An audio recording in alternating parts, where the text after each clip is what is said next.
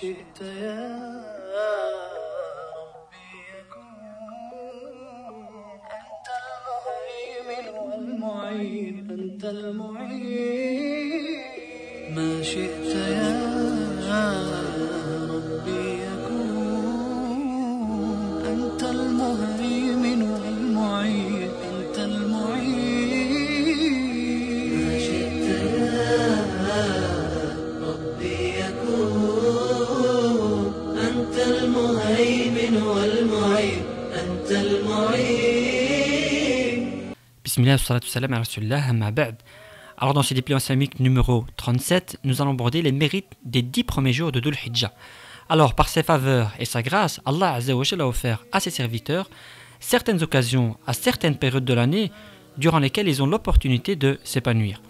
Parmi celles-ci, il y a les 10 premiers jours de Dhul Hijjah, donc qui est le mois de pèlerinage et le dernier mois de l'année hégérienne.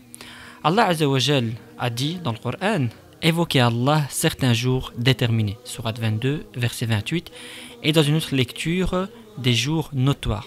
Alors, selon Al-Hassan, les jours déterminés correspondent aux 10 premiers jours de Dhul Hijjah et les jours notoires aux 3 jours de Tashriq, c'est-à-dire les jours qui sont consécutifs au jour de l'Eid. Concernant l'interprétation du verset, nous avons promis à Moussa 30 jours auxquels nous avons ajouté 10, sourate 7, verset 142. Selon Mujahid, nous avons promis à Moussa 30 jours, autrement dit Dhul Qi'dah, et auxquels nous avons ajouté 10, il s'agirait des jours de Dhul Hijjah. Ces jours sont remplis de vertus spéciales et un acte vertueux exécuté en cette période est le plus agréable à Allah Azza wa Jal. Ibn Abbas rapporte, le messager d'Allah a déclaré: il n'y a peu de jours où les œuvres sont meilleures que les 10 premiers jours de Dhul Hijjah. Pas même la guerre sur le chemin d'Allah, lui demandèrent les compagnons. Pas même la guerre sur le chemin d'Allah, confirma-t-il, si ce n'est celui qui aurait investi son corps et ses biens et qui aurait perdu la vie. Hadith rapporté par Al-Bukhari. Et dans une autre version enfin, si ce n'est celui dont le visage a roulé dans la poussière. Allah Azza wa Jal a juré par ces 10 jours, notamment dans la sourate 89, versets 1 et 2, par l'aurore et les 10 nuits. Et sachez que lorsqu'Allah Azza wa Jal jure par une chose, c'est pour montrer la valeur de celle-ci. Ibn Kathir a commenté ce verset en soulignant qu'elles correspondent aux 10 premiers jours de Dhul Hijjah, conformément à l'opinion de Ibn Abbas, d'Ibn Zubayr, de Mujahid et d'autres comme le rapporte Al-Bukhari. Lorsque l'on posa la question à Masruq au sujet de ce verset, il affirma: ce sont les meilleurs jours de l'année. Ibn Hajar a expliqué dans son livre Fath al-Bari: il semblerait que la raison pour laquelle les 10 premiers jours de Dhul Hijjah sont particuliers provient du fait que les principaux rites y sont rassemblés, autrement dit la prière, le jeûne, l'aumône, le pèlerinage, etc. Une signification complémentaire à ces 10 jours est le fait que le jour de Arafat se situe au 9e jour de Dhul Hijjah. C'est donc l'un des jours les plus significatifs de l'année, car jeûner à cette occasion permet d'absoudre 2 années de péché consécutives. Sahl bin Sa'd rapporte: le prophète a dit: celui qui jeûne le jour de Arafat, il lui sera pardonné les péchés de 2 années consécutives. Hadith rapporté par Abu Yala et les narrateurs sont sahih. Il y a encore un autre jour propice dans ces 10 jours bénis, le jour de l'immolation, le jour de l'Eid, ce jour qui nous fait revivre le souvenir de l'acte d'Ibrahim, la sommité du monothéisme, auquel Allah Azza wa Jal a révélé de sacrifier son fils Ismaïl, qui fut par la suite racheté par un bélier céleste sur l'ordre d'Allah Azza wa Jal. Certains savants considèrent qu'il est le meilleur jour de l'année, dans l'absolu. Ils le préfèrent même au jour de Arafat. À cet effet, Ibn al-Qayyim a souligné: le meilleur jour auprès d'Allah, c'est le jour de l'immolation, Nahr. Il est le grand jour du pèlerinage. Par ailleurs, d'après la compilation d'Abu Daoud, selon le prophète sallallahu alayhi wa sallam, le jour le plus illustre auprès d'Allah, c'est le jour de l'immolation, Nahr. Ensuite vient le jour du séjour, Al-Qar, authentifié par Al-Albani rahmatullah alayh. Ce fameux jour du séjour correspond au lendemain de l'Eid, le 11e jour de Dhul Hijjah, le jour où les pèlerins s'établissent à Mina. Ibn Taymiyyah dit: les 10 premiers jours de Dhul Hijjah sont supérieurs aux 10 derniers jours de Ramadan, mais les 10 dernières nuits de Ramadan sont supérieures aux 10 premières nuits de Dhul Hijjah. Saïd ibn Jubayr, qui n'est autre que le rapporteur du hadith d'Ibn Abbas cité précédemment, faisait des efforts de piété considérables pendant ces fameux jours, de sorte qu'il est pratiquement impossible d'en faire autant. Hadith rapporté par Ad-Darimi.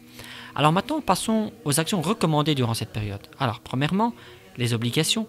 D'après Abu Huraira, il est rapporté dans un hadith Qudsi que l'envoyé d'Allah a dit: Allah dit: et rien de ce qui m'est agréable ne rapproche autant mon serviteur de moi que l'accomplissement des obligations que je lui ai imposées. Et mon serviteur ne cessera de se rapprocher de moi par l'accomplissement d'actes surrogatoires jusqu'à ce que je l'aime.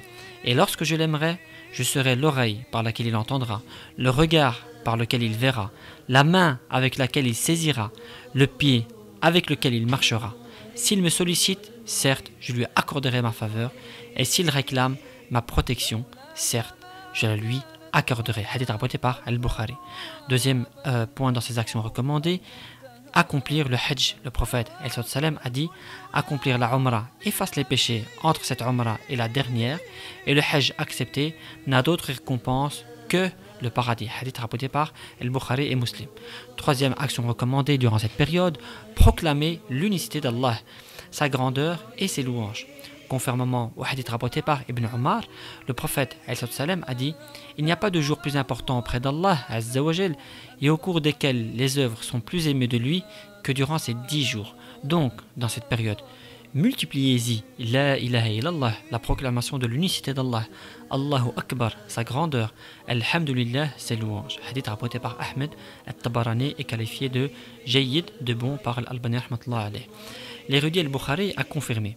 Ibn Omar et Abu Huraira se rendaient au marché pendant les 10 premiers jours de Dhul Hijjah et ils y clamaient la grandeur du Seigneur en disant Allahu Akbar. Cela incitait les gens à en faire autant. Dans ce registre, Al-Bukhari dit également sous sa tente Amina, Omar clamait la grandeur d'Allah. Les gens présents dans la mosquée l'écoutaient et se mettaient à l'imiter. Dès lors, cet élan a gagné tous les marchés de sorte que tout Mina vibrait.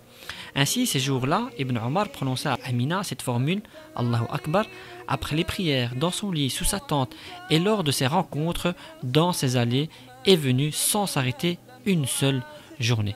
Il est aussi recommandé de le faire à voix haute, conformément à la pratique de Omar, d'Ibn Omar et d'Abu Huraira radiyallahu anhum. Il est donc notre devoir et de notre responsabilité en tant que musulmans de faire revivre cette tradition négligée à notre époque. Quatrième action recommandée, le jeûne, étant donné qu'il fait partie des bonnes œuvres. Ainsi, selon Hunaïda ibn Khalid, d'après sa femme, et selon certaines épouses du prophète, le message d'Allah jeûnait les 9 premiers jours de Dhul Hijjah, le jour de Ashura, et 3 jours tous les mois. Hadith rapporté par Abu Daoud et An-Nasa'i, et bien sûr authentifié par Al-Albani rahmatullah alayh. L'érudit An-Nawawi précise à ce sujet qu'il est fortement recommandé de jeûner au cours de ces 10 jours. Cinquième action recommandée, le jeûne du jour de Arafat, 9e jour de Dhul Hijjah. On trouve confirmation du jeûne lors du jour de Arafat à travers ce hadith prophétique. J'aspire à ce qu'Allah absolve les péchés de l'année précédente et de l'année suivante. Hadith rapporté par Muslim. Toutefois, celui qui se trouve à Arafat, pour le pèlerinage en l'occurrence, il ne lui est pas recommandé de jeûner étant donné que le prophète sallallahu alayhi wa sallam n'a pas jeûné à Arafat. Maintenant, quelques préceptes relatifs au sacrifice. Alors, c'est une sunna muakkada, donc confirmée, et il est détestable de la délaisser si l'on a les moyens de la faire, selon le hadith d'Ibn Omar. Le prophète sallallahu alayhi wa sallam a égorgé 2 béliers le jour du sacrifice en disant Bismillah, Allahu Akbar, Allahumma hada minka wa lak. Hadith rapporté bien sûr par Abu Daoud et authentifié par Al-Albani rahmatullah alayh. Abu Huraira radiyallahu anhu a dit celui qui a la possibilité de faire le sacrifice et ne le fait pas, qu'il n'approche pas nos lieux de prière de l'Eid. Hadith rapporté par Ahmed al-Hakim et qualifié de Hassan, de bon par Al-Albani rahmatullah alayh. Alors que faut-il sacrifier le jour de l'Eid? La bête à sacrifier doit être un mouton, un chameau, une vache, à partager entre cette personne, ou tout autre ovin selon la parole d'Allah Azza wa Jal. ولكل أمة جعلنا منسكا ليذكروا اسم الله على ما رزقهم من بهيمة الأنعام. Alors il y a une condition pour que la bête soit acceptée auprès d'Allah Azza wa Jal. Et cette condition est que cette bête soit exempte de défauts apparents.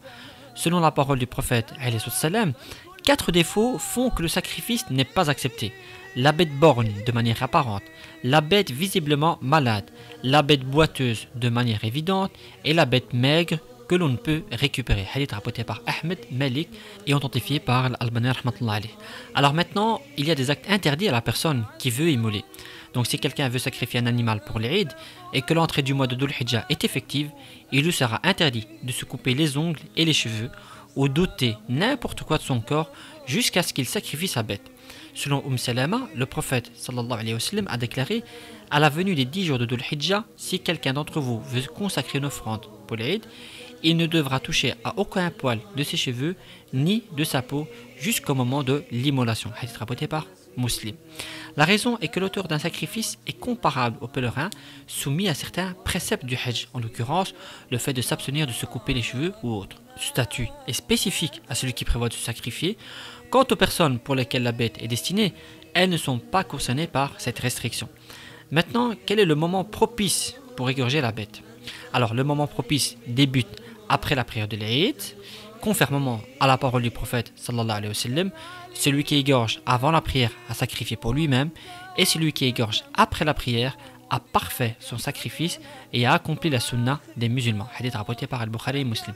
Dans une autre narration, quiconque immole avant la prière doit refaire son sacrifice, et quiconque ne l'a pas fait pourra le faire après la prière. Hadith rapporté par Al-Bukhari et Muslim.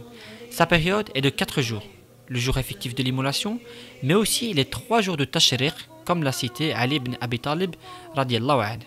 Alors, c'est une sunna pour toute personne capable d'égorger sa bête soi-même en disant Bismillah, Wallahu Akbar, ô Seigneur, ceci est de la part d'un tel. Car le prophète a égorgé un bélier en disant Bismillah, Wallahu Akbar, ô Seigneur, ceci est de ma part et de la part de tous ceux de ma communauté qui n'ont pas sacrifié. Hadith rapporté par Abu Daoud, At-Tirmidhi et authentifié par Al-Albani rahmatullah alayh. Ibn Qudama rapporte qu'il est souhaitable de placer l'animal en direction de la Qibla, car Ibn Omar faisait cela. Bouraïda a dit, le prophète sallallahu alayhi wa sallam n'assistait pas à la prière de l'Eid al-Fitr avant de manger. Il ne mangeait pas le jour de l'Eid al-Adha jusqu'à ce qu'il revienne. Il mangeait alors de son sacrifice. Hadith rapporté par At-Tirmidhi et qualifié de Hassan, de bon, par l'Albani rahmatullah alayh.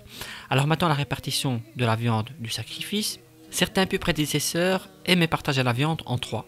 Un tiers pour eux-mêmes, un tiers en cadeau et un tiers en aumône pour les pauvres. فكلوا منها وأطعموا البائس الفقير. والله أعلى وأعلم. أنا العبد الذي كسب الذنوب وصدته الأماني أن يتوب. أنا العبد الذي يضحى حزينا على زلاته قلقا كئيبا. أنا العبد الذي كسب الذنوب وصدته الأماني أن يتوب. أنا العبد الذي أضحى حزينا على زلاته قلقا كئيبا.